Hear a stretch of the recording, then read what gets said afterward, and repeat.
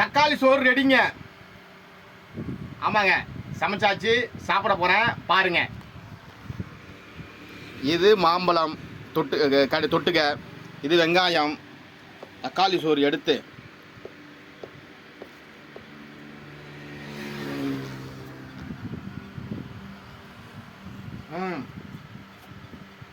அருமை மக்களே, அருமை. வெங்காயம், மாம்பழம்,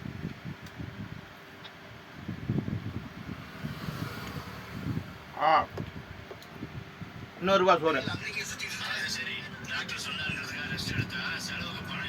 சூப்பருங்க, அருமை அருமை அருமை அருமை.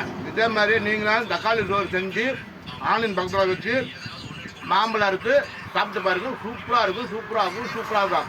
சாப்பிட்டு பார்த்துட்டு கமெண்டில் வந்து என்னன்னு பார்த்து சொல்லுங்கள். ஓகேங்களா? ஓகே மக்களே.